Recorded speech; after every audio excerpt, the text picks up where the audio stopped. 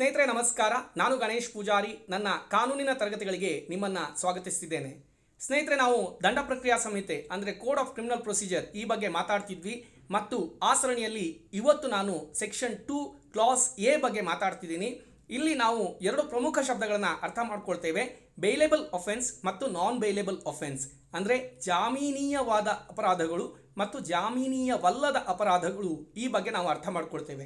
Section ತುಂಬ ಬ್ರೀಫಾಗಿ ಒಂದು ಲೈನಲ್ಲಿ ಹೇಳುತ್ತೆ. ನಾನು ಅಷ್ಟಕ್ಕೆ ಸೀಮಿತ ಮಾಡಿಲ್ಲ. ಮೊದಲು ಅರ್ಥ ಮಾಡ್ಕೊಳ್ಳೋಣ ಜಾಮೀನೀಯ ಅಂದ್ರೇನು, ಜಾಮೀನೀಯವಲ್ಲದ ಅಪರಾಧಗಳಂದ್ರೆ ಏನಂತೇಳಿ. ಅವುಗಳನ್ನು ಅರ್ಥ ಮಾಡ್ಕೊಳ್ತಾ ಅವುಗಳ ಬಗ್ಗೆ ಇರುವಂತಹ ಡಿಫ್ರೆನ್ಸ್ಗಳನ್ನು ಸಹ ಅರ್ಥ ಮಾಡ್ಕೊಳ್ಳೋಣ. ಅದೆಲ್ಲವನ್ನು ಕೇವಲ ಒಂದು ಸ್ಲೈಡಲ್ಲಿ ಒಂದು ಚಾರ್ಟಲ್ಲಿ ಮಾಡ್ತಾ ಇದ್ದೇನೆ. ಪ್ರಾಯಶಃ ನಿಮಗೆ ಅದು ಅರ್ಥ ಆಗ್ಬೋದು ಮತ್ತು ಸಹಾಯ ಆಗಬಹುದು ಅನ್ನುವಂತಹ ಇಂಟೆನ್ಷನ್ನೊಂದಿಗೆ ನಿಮ್ಮನ್ನು ಮೊದಲ ಸ್ಲೈಡ್ಗೆ ಮತ್ತು ಒಂದೇ ಒಂದು ಸ್ಲೈಡ್ಗೆ ಕರ್ಕೊಂಡು ಹೋಗ್ತಾ ಇದ್ದೇನೆ. ಜಾಮೀನೀಯ ಅಪರಾಧ ಮತ್ತು ಜಾಮೀನೀಯವಲ್ಲದ ಅಪರಾಧ, ಈ ಇಡೀ ಕಾನ್ಸೆಪ್ಟನ್ನು ನಾವು ಅರ್ಥ ಮಾಡ್ಕೊಳ್ಬೇಕಂದ್ರೆ ಮೊಟ್ಟ ಮೊದಲಿಗೆ ನಾವು ಏನು ಅರ್ಥ ಮಾಡ್ಕೊಳ್ಬೇಕು, ಜಾಮೀನು ಅಂದರೆ ಏನು ಅಂತ ಅರ್ಥ ಮಾಡ್ಕೊಳ್ಬೇಕು. ಅನ್ಫಾರ್ಚುನೇಟ್ಲಿ ಸೆಕ್ಷನ್ 2A ಆಫ್ CRPCಯಲ್ಲಿ ಜಾಮೀನು ಅಂದರೆ ಏನು, ಬೇಲ್ ಅಂದರೆ ಏನು ಅನ್ನುವಂಥ ಡೆಫಿನೇಷನ್ ಇಲ್ಲ. ಆದರೆ ಈ ಬಗ್ಗೆ ಸಾಕಷ್ಟು ವಿವರಗಳು ಮುಂದೆ ನಮಗೆ ಚಾಪ್ಟರ್ 33 ಡಿಸ್ಕಸ್ ಮಾಡುವಾಗ ಸಿಗುತ್ತೆ. ಅದರಲ್ಲಿ ಸುಮಾರು ಸೆಕ್ಷನ್ 436ರಿಂದ ಹಿಡಿದು 450 ತನಕ ನಾವು ಡಿಸ್ಕಸ್ ಮಾಡ್ತೇವೆ. ಅಲ್ಲಿ ನಮಗೆ ಕಂಪ್ಲೀಟ್ ಕಾನ್ಸೆಪ್ಟ್ ಕ್ಲಾರಿಟಿ ಸಿಗುತ್ತೆ.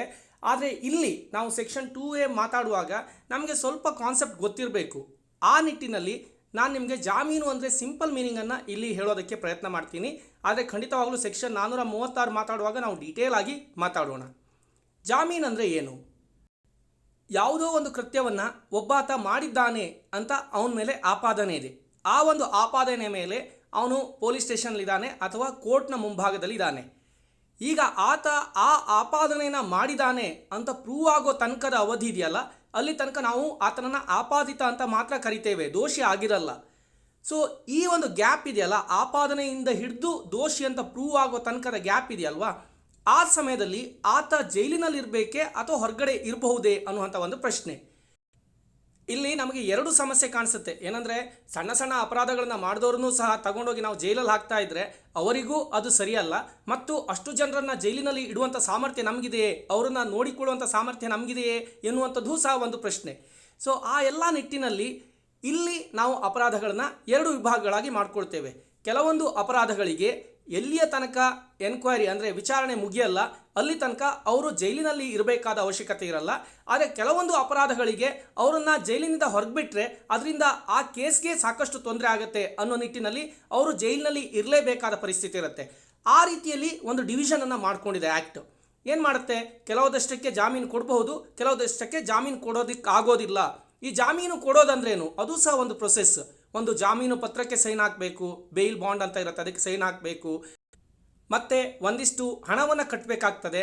ಮತ್ತು ಅದೆಲ್ಲದಕ್ಕಿಂತ ಪ್ರಮುಖವಾಗಿ ಅಲ್ಲಿ 2 ಶ್ಯೂರಿಟಿಗಳ ಸೈನನ್ನು ತಗೊಳ್ತಾರೆ. ಅವನ ಪರವಾಗಿ 2 ಶ್ಯೂರಿಟಿಯಾಗಿ ಸೈನ್ ಹಾಕಬೇಕಾಗತ್ತೆ. ಅಂದರೆ ಎಲ್ಲ ಸಲ ವಿಚಾರಣೆ ಕರೆದಾಗ ಆತ ವಿಚಾರಣೆಗೆ ಬರ್ತಾನೆ, ಅವನ ಒಂದು ಏನು ಅವನ ಮೇಲೆ ಆಪಾದನೆ ಹಾಕಿದ್ದಾರೆ ಅದು ಅಲ್ಲ ಅಂತ ಪ್ರೂವ್ ಆಗೋ ತನಕನೂ ಅವನು ಕೋರ್ಟ್ ಜೊತೆ ಸಂಪೂರ್ಣ ಸಹಕಾರ ನೀಡ್ತಾನೆ.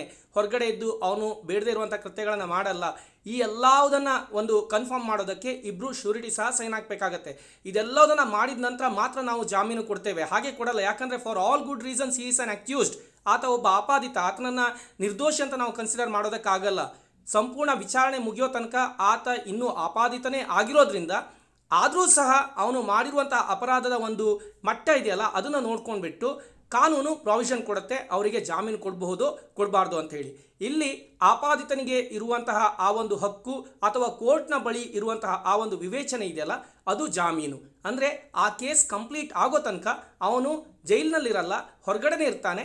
ಆದರೆ ತನ್ನ ಎಲ್ಲ ಜವಾಬ್ದಾರಿಯನ್ನು ಆ ಕೇಸ್ಗೆ ಸಂಬಂಧಪಟ್ಟಂತೆ ಆತ ಮಾಡ್ತಾ ಇರ್ತಾನೆ. ಇದನ್ನು ನಾವು ಜಾಮೀನು ಅಂತ ಹೇಳ್ತೇವೆ. ಇದನ್ನು ನಾನು ಇಲ್ಲಿಗೆ ಸ್ಟಾಪ್ ಮಾಡ್ತೀನಿ, ಯಾಕಂದರೆ ನಾನು ಸೆಕ್ಷನ್ 436, 437, 438 ಎಲ್ಲ ಮಾತಾಡುವಾಗ ನಿಮಗೆ ಜಾಮೀನು ಬಗ್ಗೆ ಕಂಪ್ಲೀಟ್ ಡೀಟೇಲ್ಸ್, ಅದರ ಹಿಸ್ಟ್ರಿ ಎಲ್ಲದನ್ನು ಸಹ ಹೇಳ್ತೇನೆ. ಇಂಗ್ಲೀಷಲ್ಲಿ ಆಲ್ರೆಡಿ ಆ ವಿಡಿಯೋಸ್ ಇದೆ, ಕನ್ನಡದಲ್ಲೂ ಸಹ ಅವುಗಳನ್ನು ನಾನು ಮಾಡ್ತೇನೆ. ಆದರೆ ಇಲ್ಲೇ ನಾವು ಅದೆಲ್ಲದನ್ನು ಮಾತಾಡ್ತಾ ಕೂತ್ಕೊಂಡ್ರೆ ತುಂಬ ಲಾಂಗ್ ಆಗುತ್ತೆ. ಸೊ ಅದಕ್ಕೋಸ್ಕರ ಈ ವಿಷಯವನ್ನು ಇಲ್ಲಿಗೆ ಬಿಟ್ಬಿಟ್ಟು ಮುಂದೆ ನಾವು ನಮ್ಮ ಕ್ರಮ ಸಂಖ್ಯೆ 1ರಿಂದ 6 ಏನಿದೆಯಲ್ಲ ಅದನ್ನು ನಾವು ಗಮನಿಸ್ತಾ ಹೋಗೋಣ.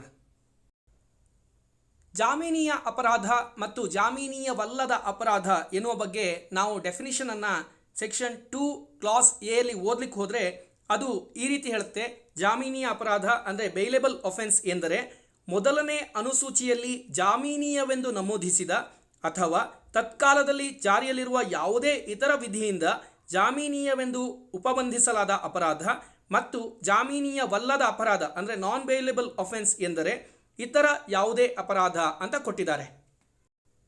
ಅಂದರೆ ಇಲ್ಲಿ ಅವುಗಳ ಅರ್ಥಕ್ಕಿಂತ ಜಾಸ್ತಿ ನಾವು CRPCಯಲ್ಲಿ ಫಸ್ಟ್ ಸ್ಕೆಡ್ಯೂಲ್ ಇದೆ, ಅದರಲ್ಲಿ 2 ಪಾರ್ಟ್ಗಳಿವೆ, ಪಾರ್ಟ್ 1 ಮತ್ತು ಪಾರ್ಟ್ 2. ಅವುಗಳ ಹತ್ರ ಹೋಗ್ಬಿಟ್ಟು ಅರ್ಥ ಮಾಡ್ಕೊಳ್ಬೇಕು ಜಾಮೀನಿಯ ಅಪರಾಧ ಅಂದರೆ ಏನು, ಜಾಮೀನಿಯವಲ್ಲದ ಅಪರಾಧ ಅಂದರೆ ಏನು ಅಂತ. ಆ ರೀತಿಯಾಗಿ ಒಂದು ಸೂಚನೆಯನ್ನು ನಮಗೆ ಸೆಕ್ಷನ್ 2 ಕ್ಲಾಸ್ A ಹೇಳುತ್ತೆ. ಸೊ ಅದನ್ನೇ ನಾನು ಇಲ್ಲಿ ಕ್ರಮ ಸಂಖ್ಯೆ 1 ಮತ್ತು 2ರಲ್ಲಿ ಕವರ್ ಮಾಡುವಂತಹ ಪ್ರಯತ್ನ ಮಾಡಿದ್ದೇನೆ. ಕ್ರಮ ಸಂಖ್ಯೆ 1ರಲ್ಲಿ ವಿವರಗಳನ್ನು ನೋಡಿದರೆ ಅಲ್ಲಿ ನಾನು ಏನನ್ನು ಕವರ್ ಮಾಡಿದ್ದೇನೆ, ಅಪರಾಧಗಳ ವರ್ಗೀಕರಣ ಅಂತ ಏನು ಮೊದಲನೇ ಸ್ಕೆಡ್ಯೂಲ್ ಇದೆ ಅದರ ಪಾರ್ಟ್ 1 ಅದು ಯಾವುದ್ರ ಬಗ್ಗೆ ಡೀಲ್ ಮಾಡುತ್ತೆ, ಭಾರತ ದಂಡ ಸಂಹಿತೆಯ ಮೇರೆಗಿನ ಅಪರಾಧಗಳು ಆದಾಗ ಅದರಲ್ಲಿ ಯಾವುದು ಜಾಮೀನಿಯ ಅಪರಾಧ ಮತ್ತು ಯಾವುದು ಜಾಮೀನಿಯವಲ್ಲದ ಅಪರಾಧ ಅನ್ನೋದು ನಮಗೆ ಮೊದಲ ಅನುಸೂಚಿಯ ಮೊದಲ ಭಾಗ ಅಂದರೆ ಫಸ್ಟ್ ಸ್ಕೆಡ್ಯೂಲಿನ ಫಸ್ಟ್ ಪಾರ್ಟಲ್ಲಿ ನಮಗೆ ಗೊತ್ತಾಗುತ್ತೆ. ಸೊ ಅದನ್ನೇ ನಾನು ಜಾಮೀನಿಯ ಮತ್ತು ಜಾಮೀನಿಯವಲ್ಲದ ಅಪರಾಧದಲ್ಲಿ ಕೊಟ್ಟಿದ್ದೀನಿ. ಯಾವೆಲ್ಲ ಅಪರಾಧಗಳನ್ನು ಜಾಮೀನಿಯ ಅಪರಾಧ ಅಂತೇಳಿ ಮೊದಲನೇ ಅನುಸೂಚಿಯ ಮೊದಲನೇ ಭಾಗದಲ್ಲಿ ಕೊಟ್ಟಿದ್ದಾರೆ, ಅಂದರೆ ಇಂಡಿಯನ್ ಪೀನಲ್ ಕೋಡ್ಗೆ ಸಂಬಂಧಪಟ್ಟಂತೆ ಸ್ಕೆಡ್ಯೂಲ್ 1 ಪಾರ್ಟ್ 1ನಲ್ಲಿ ಯಾವೆಲ್ಲ ಅಪರಾಧಗಳಿಗೆ ಜಾಮೀನಿಯ ಅಂದರೆ ಬೇಲೇಬಲ್ ಒಫೆನ್ಸ್ ಅಂತ ಹೇಳಿದ್ದಾರೆ ಅವುಗಳೆಲ್ಲವೂ ಜಾಮೀನಿಯ ಅಪರಾಧಗಳು, ಮತ್ತು ಯಾವುದಕ್ಕೆಲ್ಲ ಜಾಮೀನಿಯವಲ್ಲದ ಅಪರಾಧಗಳು ಅಂತ ಅದೇ ಸ್ಕೆಡ್ಯೂಲ್ ಮತ್ತು ಅದೇ ಪಾರ್ಟಲ್ಲಿ ಹೇಳಿದ್ದಾರೆ ಅವುಗಳನ್ನು ನಾವು ಜಾಮೀನಿಯವಲ್ಲದ ಅಪರಾಧ ಅಂತ ಹೇಳ್ತೇವೆ. ಇಲ್ಲಿ ನೀವು ಕನ್ಫ್ಯೂಸ್ ಆಗಬೇಡಿ, ಮುಂದೆ ಜಾಸ್ತಿ ಕ್ಲಾರಿಟಿ ಕೊಡ್ತಾ ಹೋಗ್ತೀನಿ. ಮೊದಲು ಆ್ಯಕ್ಟಲ್ಲಿ ಕೋಡಲ್ಲಿ ಏನು ಹೇಳಿದ್ದಾರೆ ಅದನ್ನು ಅರ್ಥ ಮಾಡ್ಕೊಳ್ಳೋಣ, ಮುಂದೆ ಜಾಸ್ತಿ ವಿವರಣೆಗಳನ್ನು ಖಂಡಿತ ನೀಡ್ತೇನೆ. ಇನ್ನು ಕ್ರಮ ಸಂಖ್ಯೆ 2ರಲ್ಲಿ ಯಾವುದನ್ನು ಕವರ್ ಮಾಡಿದ್ದಾರೆ, ಮೊದಲನೇ ಕ್ರಮ ಸಂಖ್ಯೆಯಲ್ಲಿ ನಿಮಗೆ ಕ್ಲಿಯರ್ ಆಯಿತು. ಫಸ್ಟ್ ಸ್ಕೆಡ್ಯೂಲ್ ಫಸ್ಟ್ ಪಾರ್ಟಲ್ಲಿ ಇಂಡಿಯನ್ ಪೀನಲ್ ಕೋಡ್ನಲ್ಲಿ ಮಾಡಿದಂತಹ ಅಪರಾಧಗಳಿಗೆ ಯಾವುದು ಬೇಲೇಬಲ್ ಮತ್ತು ಯಾವುದು ನಾನ್ ಬೇಲೇಬಲ್ ಅಂತ ಕ್ಲಿಯರಾಗಿ ಕೊಟ್ಟಿದ್ದಾರೆ. ಅದೇ ರೀತಿ ನಾವು ಅರ್ಥ ಮಾಡ್ಕೊಳ್ಬೇಕು ಯಾವುದು ಜಾಮೀನೀಯ ಮತ್ತು ಯಾವುದು ಜಾಮೀನೀಯವಲ್ಲದ ಅಪರಾಧಗಳು ಅಂತ. ಇನ್ನು ಮೊದಲ ಸ್ಕೆಡ್ಯೂಲ್ನ 2ನೇ ಪಾರ್ಟ್ ಅಂದರೆ ಅದೇ ಅನುಸೂಚಿಯ 2ನೇ ಭಾಗ ಯಾವುದ್ರ ಬಗ್ಗೆ ಡೀಲ್ ಮಾಡುತ್ತೆ, ಉಳಿದಿರುವಂಥ ಎಲ್ಲ ಕಾನೂನುಗಳು ಇವೆ ಅಲ್ವಾ. ಈಗ ಭಾರತ ದಂಡ ಸಮಿತಿಯಲ್ಲಿ ಒಂದಷ್ಟು ಅಪರಾಧಗಳನ್ನು ಪಟ್ಟಿ ಮಾಡಿದ್ದಾರೆ, ಅಂದರೆ ಭಾರತದಲ್ಲಿ ಅಷ್ಟೇ ಅಪರಾಧಗಳು ಇರೋದಂತಲ್ಲ, ಇನ್ನು ಬೇರೆ ಬೇರೆ ಅಪರಾಧಗಳು ಉಳಿದಿರ್ಬೋದು, ಅದಕ್ಕೋಸ್ಕರ ಬೇರೆ ಬೇರೆ ಆ್ಯಕ್ಟ್ಗಳಿವೆ. ಆ ಎಲ್ಲ ಆ್ಯಕ್ಟ್ಗಳಲ್ಲಿ ಇರುವಂತಹ ಅಪರಾಧಗಳನ್ನು ಸ್ಕೆಡ್ಯೂಲ್ 1 ಪಾರ್ಟ್ 2ಅಲ್ಲಿ ಕವರ್ ಮಾಡಿದ್ದಾರೆ, ಮೊದಲನೇ ಅನುಸೂಚಿಯ 2ನೇ ಭಾಗದಲ್ಲಿ ಕವರ್ ಮಾಡಿದ್ದಾರೆ. ಮತ್ತು ಇಲ್ಲಿ ಹೇಳ್ತಾರೆ ಅಂತಹ ಆ್ಯಕ್ಟ್ಗಳಲ್ಲಿ ಯಾವೆಲ್ಲ ತಪ್ಪುಗಳಿಗೆ ಅಪರಾಧಗಳಿಗೆ 3 ವರ್ಷಗಳಿಗಿಂತ ಕಡಿಮೆ ಜೈಲು ಶಿಕ್ಷೆ ಅಥವಾ ಕೇವಲ ದಂಡದ ಶಿಕ್ಷೆ ಇದ್ದರೆ, ಫೈನ್ ಮಾತ್ರ ಇದ್ದರೆ ಅಥವಾ ಜೈಲ್ ಬಿಲೋ 3 years ಟರ್ಮ್ ಇದ್ದರೆ ಅಂತಹ ಅಪರಾಧಗಳನ್ನು ನಾವೇನು ಹೇಳ್ತೀವಿ ಬೇಲೇಬಲ್ ಒಫೆನ್ಸ್ ಅಥವಾ ಜಾಮೀನಿಯ ಅಪರಾಧ ಅಂತ ಹೇಳ್ತೀವಿ. ಆದರೆ ಯಾವಾಗ ಅಂತಹ ಅಪರಾಧಗಳಿಗೆ ಮರಣದಂಡನೆ ಶಿಕ್ಷೆ, ಜೀವಾವಧಿ ಶಿಕ್ಷೆ ಅಥವಾ 3 ವರ್ಷಗಳಿಗಿಂತ ಹೆಚ್ಚು ಜೈಲು ಶಿಕ್ಷೆ ಇದ್ದರೆ ಓಕೆ ಆಗ ಅವು ನಾನ್ ಬೇಲೇಬಲ್ ಒಫೆನ್ಸ್ ಅಥವಾ ಜಾಮೀನಿಯವಲ್ಲದ ಅಪರಾಧಗಳಾಗ್ತವೆ. ಐ ಹೋಪ್ ಇಲ್ಲಿ ತನಕ ನಿಮಗೆ ಕ್ಲಿಯರ್ ಆಗಿರ್ಬೋದು. ಈ 2 ಕ್ರಮ ಸಂಖ್ಯೆಗಳು ಲೀಗಲ್ ಪ್ರಾಕ್ಟೀಷನರ್ಸ್ಗೆ ತುಂಬ ಇಂಪಾರ್ಟೆಂಟ್. ನಿಮಗೆ ಯಾವಾಗ ಕೇಳಿದರೂ ಇದು ಗೊತ್ತಿರಬೇಕು. ಮೊದಲೇನು ಗೊತ್ತಿರಬೇಕು, ಫಸ್ಟ್ ಸ್ಕೆಡ್ಯೂಲ್ ಗೊತ್ತಿರಬೇಕು ನಿಮಗೆ. CRPCಯಲ್ಲಿ ಒಂದು ಫಸ್ಟ್ ಸ್ಕೆಡ್ಯೂಲ್ ಅಂತ ಇದೆ, ಅದರಲ್ಲಿ ಪಾರ್ಟ್ 1 ಪಾರ್ಟ್ 2 ಇದೆ. ಪಾರ್ಟ್ 1 ಇಂಡಿಯನ್ ಪೀನಲ್ ಕೋಡ್ನಲ್ಲಿರುವ ಅಪರಾಧಗಳಲ್ಲಿ ಯಾವುದು ಬೇಲೇಬಲ್ ಯಾವುದು ನಾನ್ ಬೇಲೇಬಲ್ ಅಂದರೆ ಜಾಮೀನಿಯ ಯಾವುದು ಜಾಮೀನಿಯವಲ್ಲದ ಅಪರಾಧ ಯಾವುದು ಅಂತ ಲಿಸ್ಟ್ ಮಾಡುತ್ತೆ. ಇನ್ನು ಅದೇ ಸ್ಕೆಡ್ಯೂಲ್ನ ಪಾರ್ಟ್ 2 ಉಳಿದ ಎಲ್ಲ ಆ್ಯಕ್ಟ್ಗಳಿಗೆ ಸಂಬಂಧಪಟ್ಟಂತೆ ಹೇಳ್ತಾ ಏನು ಹೇಳುತ್ತೆ, 3 ವರ್ಷಗಳಿಗಿಂತ ಕಡಿಮೆ ಜೈಲು ಮತ್ತು ದಂಡದ ಶಿಕ್ಷೆ ಮಾತ್ರ ಆಗಿದ್ದರೆ ಅದು ಬೇಲೇಬಲ್ ಅಥವಾ ಜಾಮೀನಿಯ ಅಪರಾಧ. ಇನ್ನು ಮರಣದಂಡನೆ ಶಿಕ್ಷೆ, ಜೀವಾವಧಿ ಶಿಕ್ಷೆ ಅಥವಾ 3 ವರ್ಷಗಳಿಗಿಂತ ಹೆಚ್ಚಿನ ಜೈಲು ಶಿಕ್ಷೆ ಇದ್ದರೆ ಅವೆಲ್ಲವೂ ನಾನ್ ಬೇಲೇಬಲ್ ಒಫೆನ್ಸ್ ಅಂದರೆ ಜಾಮೀನಿಯವಲ್ಲದ ಅಪರಾಧ ಅಂತ ಹೇಳ್ತಾವೆ ಅಂತ ನಿಮಗೆ ಕ್ಲಿಯರ್ ಆಗಿ ಗೊತ್ತಿರಬೇಕು. ಇನ್ನು ಒಂದಷ್ಟು ಅಂಶಗಳನ್ನು ನಾನು ನಿಮಗೆ ಆ್ಯಡ್ ಮಾಡಿ ಕೊಡ್ತಾ ಇದ್ದೀನಿ. ಅದರಲ್ಲಿ 3ನೇ ವಿವರ ನೋಡೋಣ. ಏನು ಹೇಳುತ್ತೆ ಅದು, ಅಪರಾಧದ ಗಂಭೀರತೆ. ಜಾಮೀನಿನ ಅಪರಾಧದಲ್ಲಿ ಅಪರಾಧದ ಗಂಭೀರತೆ ಹೇಗಿರುತ್ತೆ, ಇದು ಕಡಿಮೆ ಕ್ರೂರವಾದ ಅಪರಾಧಗಳು ಅಥವಾ ಕಡಿಮೆ ಗಂಭೀರವಾದ ಅಪರಾಧಗಳಾಗಿರ್ತವೆ. ಆದರೆ ಜಾಮೀನೀಯವಲ್ಲದ ಅಪರಾಧಗಳು ಅಂದರೆ ನಾನ್ ಬೇಲೇಬಲ್ ಒಫೆನ್ಸ್ಗಳಿರ್ತಾವಲ್ಲ ಅವು ಹೆಚ್ಚು ಕ್ರೂರ ಮತ್ತು ಹೆಚ್ಚು ಗಂಭೀರ ಅಪರಾಧ ಆಗಿರ್ತವೆ. ನೀವು ಕ್ರಮ ಸಂಖ್ಯೆ 2 ಮತ್ತು ಕ್ರಮ ಸಂಖ್ಯೆ 3 ಒಟ್ಟಿಗೆ ನೋಡಿದರೆ ನಿಮಗೆ ಸಾಕಷ್ಟು ಕ್ಲಾರಿಟಿ ಸಿಗುತ್ತೆ. ಈಗ ನೋಡಿ, ಯಾವ ಅಪರಾಧ ಕಡಿಮೆ ಕ್ರೂರಿ ಅಥವಾ ಕಡಿಮೆ ಗಂಭೀರ ಆಗಿರುತ್ತೆ ಅವುಗಳಿಗೆ 3 ವರ್ಷಗಳಿಗಿಂತ ಕಡಿಮೆ ಜೈಲು ಶಿಕ್ಷೆ ಇರುತ್ತೆ, ಮತ್ತು ಯಾವ ಅಪರಾಧಗಳು ಕ್ರೂರ ಮತ್ತು ಗಂಭೀರ ಆಗಿರ್ತವೆ ಅವುಗಳಿಗೆ ಖಂಡಿತವಾಗ್ಲೂ 3 ವರ್ಷಗಳಿಗಿಂತ ಜಾಸ್ತಿ 7 ವರ್ಷ, ಜೀವಾವಧಿ ಶಿಕ್ಷೆ, ಮರಣದಂಡನೆ, 10 ವರ್ಷ, ಕಠಿಣ ಸಜೆ, ಇದೆಲ್ಲ ಶಬ್ದಗಳು ನಮ್ಗೆ ಕೇಳೋದಕ್ಕೆ ಸಿಗುತ್ತೆ.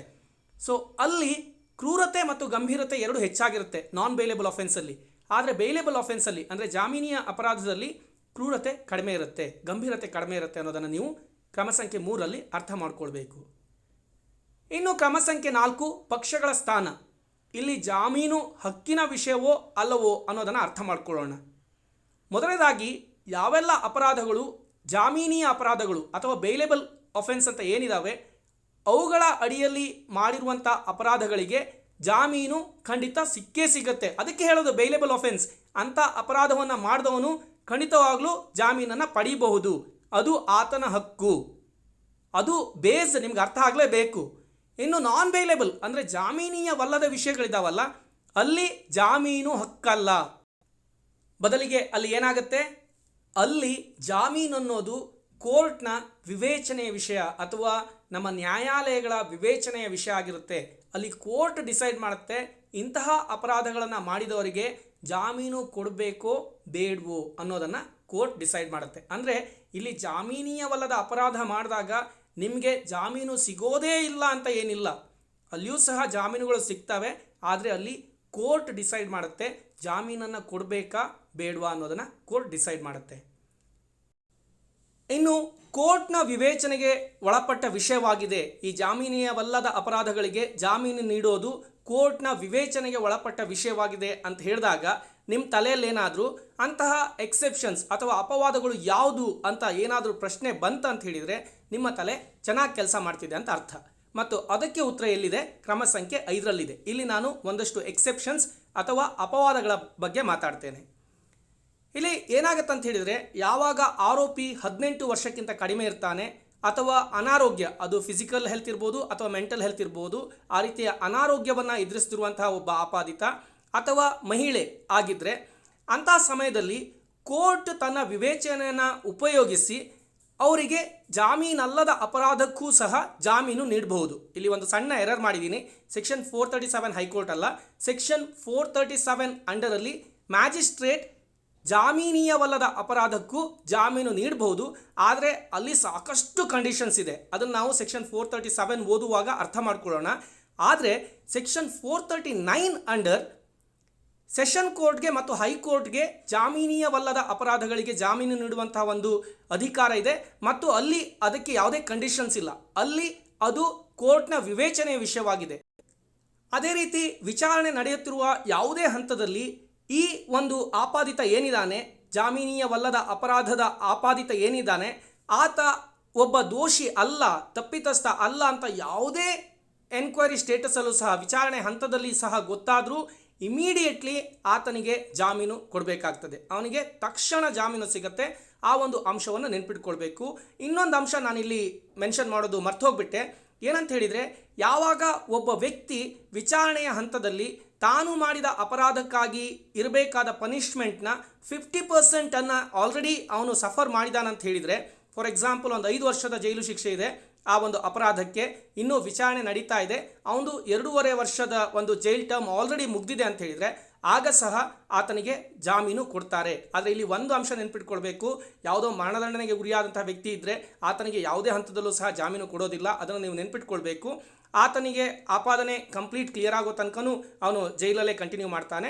ಯಾವಾಗ ಆತ ಅಲ್ಲ, ದೋಷಿ ಅಲ್ಲ ಅಂತ ಗೊತ್ತಾಗ್ತದೆ ಆವಾಗ ರಿಲೀಸ್ ಮಾಡ್ತಾರೆ. ಸೊ ಈ ಎಲ್ಲ ಅಂಶಗಳನ್ನು ನಾನು ಇಲ್ಲೇ ಟಕಾಟಕ್ ಅಂತ ಹೇಳೋದಕ್ಕೆ ಪ್ರಯತ್ನ ಮಾಡಿದರೆ ಸ್ವಲ್ಪ ಕನ್ಫ್ಯೂಷನ್ ಆಗ್ಬೋದು. ಮುಂದೆ ನಾವು ಡೀಟೇಲ್ ಆಗಿ ಡಿಸ್ಕಸ್ ಮಾಡೋಣ. ಇನ್ನು ಉದಾಹರಣೆ ಹೋಗೋ ಮೊದಲು ನಾನು ಒಂದು ಅಂಶವನ್ನು ಮೆನ್ಷನ್ ಮಾಡೋದು ಮರ್ತುಬಿಟ್ಟೆ. ಒಂದು ಕ್ರಮ ಸಂಖ್ಯೆ ನಾನು ಆ್ಯಡ್ ಮಾಡಬೇಕಿತ್ತು. ಯಾರು ಇಂತಹ ಜಾಮೀನನ್ನು ಕೊಡಬಹುದು ಅನ್ನುವಂಥ ಪ್ರಶ್ನೆಗೆ, ಜಾಮೀನೀಯ ಅಪರಾಧಗಳಿಗೆ ಪೊಲೀಸರು ಕೊಡಬಹುದು, ಕೋರ್ಟ್ ಮುಂಗಡೆ ಸಹ ತಗೊಳ್ಬಹುದು. ಆದರೆ ಜಾಮೀನೀಯವಲ್ಲದ ಅಪರಾಧಗಳೇನಿದೆ ಅದನ್ನು ಕೇವಲ ಕೋರ್ಟ್ ಮಾತ್ರ ಜಾಮೀನು ಕೊಡಬಹುದು. ತನ್ನ ವಿವೇಚನೆ ಉಪಯೋಗಿಸಿ ಅಲ್ಲಿ ಜಾಮೀನನ್ನು ಕೊಡುವಂಥ ಅಧಿಕಾರ ಕೇವಲ ನ್ಯಾಯಾಲಯಕ್ಕೆ ಮಾತ್ರ ಇದೆ. ಆದರೆ ಯಾವೆಲ್ಲ ಬೇಲೇಬಲ್ ಅಫೆನ್ಸ್ ಇದೆ, ಜಾಮೀನೀಯ ಅಪರಾಧಗಳಿವೆ, ಅದಕ್ಕೆ ಪೊಲೀಸರು ಎಲ್ಲ ಪ್ರೊಸೆಸನ್ನು ಕಂಪ್ಲೀಟ್ ಮಾಡಿ, ಅಂದರೆ ಬೇಲ್ ಬಾಂಡ್ ಹೇಳಿದೆ ನಾನು, ಜಾಮೀನು ಪತ್ರ ಇರ್ಬೋದು ಅಥವಾ ಸಲ್ಲಿಸಬೇಕಾದ ಹಣವನ್ನು ತಗೊಂಡು ಮತ್ತು ಶ್ಯೂರಿಟೀಸ್ಗಳ ಸೈನನ್ನು ತಗೊಂಡ್ಬಿಟ್ಟು ಪೊಲೀಸರು ಸಹ ಅಲ್ಲಿ ಬೇಲನ್ನು ಕೊಡುವಂಥ ಅವಕಾಶಗಳು ಕಾನೂನಲ್ಲಿ ಇದೆ. ಆ ಅಂಶವನ್ನು ಸಹ ನೀವು ಗಮನದಲ್ಲಿ ಇಟ್ಕೊಳ್ಬೇಕು. ಇನ್ನು ಇಷ್ಟೆಲ್ಲ ಕತೆ ಹೇಳಿದ ನಂತರ ನಿಮಗೇನಾದರೂ ಒಂದಷ್ಟು ಉದಾಹರಣೆಗಳನ್ನು ನೋಡಿ ಅರ್ಥ ಮಾಡ್ಕೊಳ್ಬೇಕು ಅಂತ ಅನಿಸಿದರೆ ಅದಕ್ಕಾಗಿ ಕ್ರಮ ಸಂಖ್ಯೆ 6 ಮೀಸಲಿಟ್ಟಿದ್ದೇನೆ. ಉದಾಹರಣೆಗಳನ್ನು ನೋಡಬೇಕಂತ ಹೇಳಿದರೆ ಜಾಮೀನೀಯ ಅಥವಾ ಬೇಲೇಬಲ್ ಅಫೆನ್ಸ್ಗಳಿಗೆ ಉದಾಹರಣೆಗಳು ನಕಲಿ ಮಾಡುವಂಥದ್ದು, ಕಿಡಿಗೇಡಿತನ ಅಥವಾ ನೋವನ್ನು ಉಂಟು ಮಾಡೋದು ಅಂದರೆ ಫೋರ್ಜರಿ, ಮಿಸ್ಚೀಫ್, ಕಾಸಿಂಗ್ ಹರ್ಟ್, ಈ ಎಲ್ಲ ಅಪರಾಧಗಳು ಬೇಲೇಬಲ್ ಅಫೆನ್ಸ್ ಅಂದರೆ ಜಾಮೀನೀಯ ಅಪರಾಧಗಳಾಗಿರ್ತವೆ.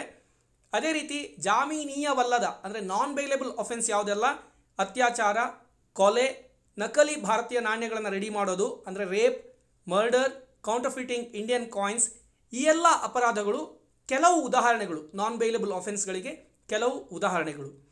ಮತ್ತು ನಾವು ಇಂಡಿಯನ್ ಪಿನಲ್ ಕೋಡ್ ಒಂದು ಪ್ಲೇಲಿಸ್ಟಲ್ಲಿ ಮಾತಾಡುವಾಗ ಖಂಡಿತವಾಗ್ಲೂ ಬೇರೆ ಬೇರೆ ಅಪರಾಧಗಳನ್ನು ಡಿಸ್ಕಸ್ ಮಾಡುವಾಗ ನಾನು ಎಲ್ಲ ವಿಷಯಗಳಲ್ಲೂ ಸಂಬಂಧಪಟ್ಟಂತೆ CRPCಯ ಈ ಸ್ಕೆಡ್ಯೂಲ್ 1 ಪಾರ್ಟ್ 1 ಮತ್ತು ಪಾರ್ಟ್ 2 ಅಲ್ಲಿ ಯಾವ ರೀತಿ ಲಿಸ್ಟ್ ಮಾಡಿದ್ದಾರೆ, ಸ್ಪೆಷಲಿ ಸ್ಕೆಡ್ಯೂಲ್ 1 ಪಾರ್ಟ್ 1 ಬಿಕಾಸ್ ನಾವು ಇಂಡಿಯನ್ಸ್ ಪೀನಲ್ ಕೋಡ್ ಬಗ್ಗೆ ಮಾತಾಡ್ತಿದ್ದೀವಿ, ಅಲ್ಲಿ ನಾನು ನಿಮಗೆ ಎಲ್ಲ ಅಪರಾಧಿಗಳಿಗೂ ಹೇಳ್ತೇನೆ ಯಾವುದು ಬೇಲೇಬಲ್ ಮತ್ತು ಯಾವುದು ನಾನ್ ಬೇಲೇಬಲ್ ಅಂದರೆ ಜಾಮೀನೀಯ ಯಾವುದು, ಜಾಮೀನೀಯವಲ್ಲದ ಅಪರಾಧ ಯಾವುದು ಅನ್ನೋದನ್ನು ಖಂಡಿತವಾಗ್ಲೂ ತಿಳಿಸ್ಕೊಡ್ತೇನೆ.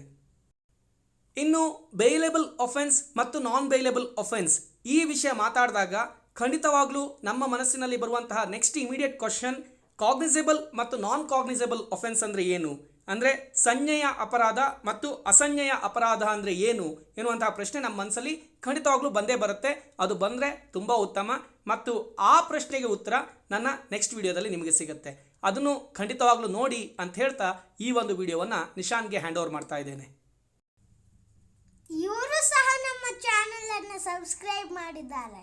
ನಮ್ಮ ಚಾನೆಲನ್ನು ಸಬ್ಸ್ಕ್ರೈಬ್ ಮಾಡಿ, ನಮ್ಮ ವಿಡಿಯೋಗಳನ್ನು ಲೈಕ್, ಶೇರ್ ಮತ್ತು ಕಾಮೆಂಟ್ ಮಾಡಿ. ಧನ್ಯವಾದಗಳು.